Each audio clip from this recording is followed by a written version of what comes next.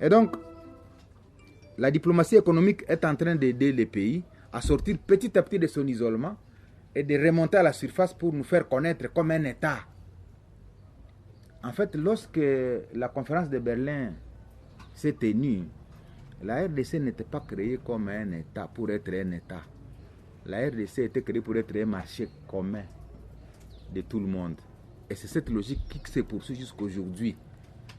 Et tant que nous, Congolais, nous ne le saurons pas, évidemment, nous serons toujours la proie des autres. On n'a pas été créé comme un État, on a été créé pour servir tout le monde. C'est comme ça que les gens pensent qu'il faut venir ici. Chacun prend qui coltan, qui cassiterite, qui lithium, qui cobalt, qui ceci. Et le chef a dit non, on doit changer le paradigme de gestion des ressources naturelles, on doit les transformer localement. Et c'est la raison pour laquelle il m'a engagé sur le projet de la chaîne de valeur sur les batteries électriques. Je reviens de la Chine, j'ai vu Catel. Catel, c'est le numéro 1 mondial chinois, pas chinois seulement, numéro 1 mondial de fabrication de batteries électriques. Quand vous attendez Tesla, BMW, Hyundai, tout cela, ils sont approvisionnés par Catel.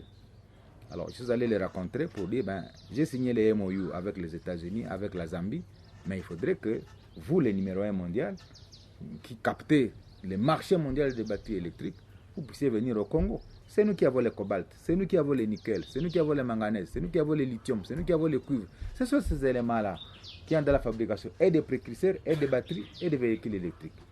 Vous allez voir un autre géant mondial, TBA, qui fabrique les transformateurs avec le cuivre. Vous allez voir un autre qui fabrique les câbles électriques avec le cuivre. Parce qu'on a commencé à Kinshasa avec la fabrication des câbles électriques à travers l'industrie Proton et à Lubumbashi avec MIS. J'ai dit, mais venez au Congo. Quand vous transportez le cuivre du Congo vers la Chine, ça vous coûte quand même cher. Mais si vous vous installez au Congo, vous les transformez localement. Et là, on va produire des câbles électriques qui n'ont pas d'alliage.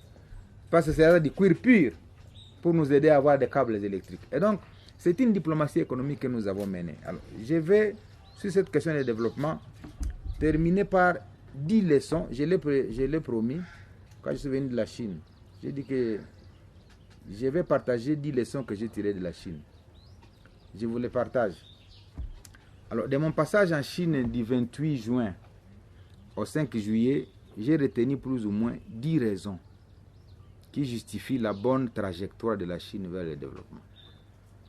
Alors, c'est le résultat de mon observation participante, des réunions en focus group, mais aussi comme chercheur. Vous savez que j'ai eu dernièrement mon DA en Sciences Po et je suis en train de préparer ma thèse sur la question de paix et sécurité ici à l'Est.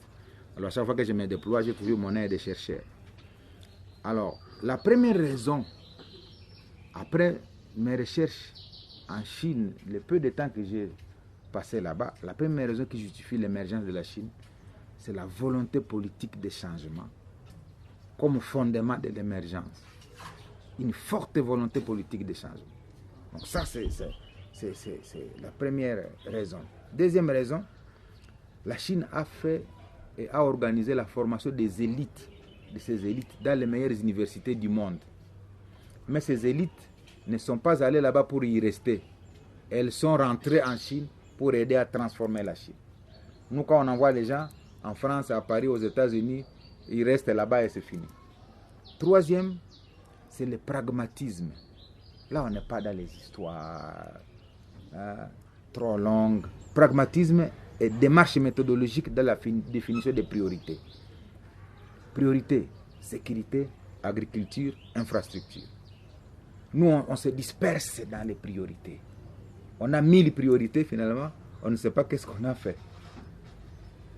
Quatrième élément, pas de multitude de partis politiques, mais multitude de start-up, des entreprises.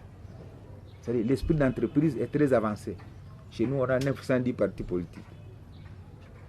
Cinquième élément que j'ai trouvé en Chine, c'est une discipline à tous les niveaux de la société. Discipline au niveau de la population, discipline au niveau des dirigeants. Quand il faut commencer la conférence à 8 heures, c'est à 8 heures. Et vous avez vu que je l'ai appliqué maintenant. Quand il faut faire ceci, donc c'est la discipline à tous les niveaux. Et les choses marchent. Et dirigeants et population, même quand nous étions dans les hôtels, Si la réunion devait commencer à 7h30, déjà à 7h, toutes les hôtesses qui étaient commis à toutes les délégations, ils sont à la porte pour toquer. Nous devons partir. Donc, on sait que tout le monde est discipliné.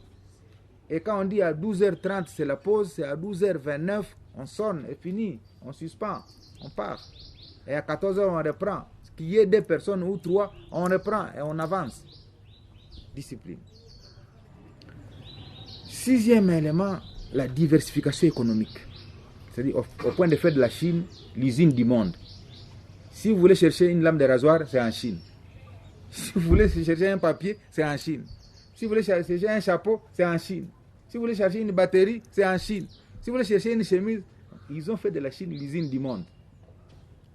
7e élément, ils ont fait recours aux capitaux étrangers. Parce que souvent nous disons, non, si on fait venir les capitaux étrangers, non. Mais qu'est-ce qu'ils en ont fait? Ils ont transformé les capitaux étrangers en capitaux chinois. C'est-à-dire, ils font appel à ces capitaux-là, mais ils entrent dans le consortium et ils deviennent des partenaires. Et in fine, ces capitaux qui étaient étrangers deviennent des capitaux chinois. 9e raison, non, 8e raison, ils ont mis en place une technologie de pointe qui est le résultat de la recherche. Nous, on néglige la recherche. Si on voit même le budget qui est alloué à la recherche, c'est presque 0,001%. Et ils ont compris que pour aller très loin, il faut investir dans la recherche pour produire une technologie de pointe.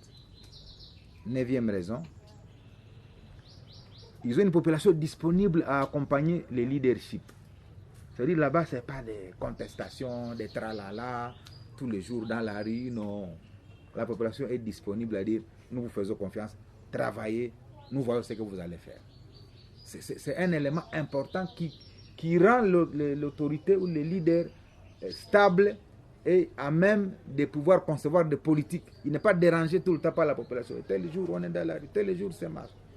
Et 10e raison, c'est des sanctions exemplaires pour réguler la société. À chaque fois qu'on constate quelque chose, on sanctionne le plus sévèrement possible pour qu'aucun ne répète ce qui a été commis par l'autre. Voilà les 10 éléments que j'ai retenus de la Chine et que je crois être importants, qui peuvent servir aussi à notre pays, à beaucoup d'autres États africains pour devoir se développer.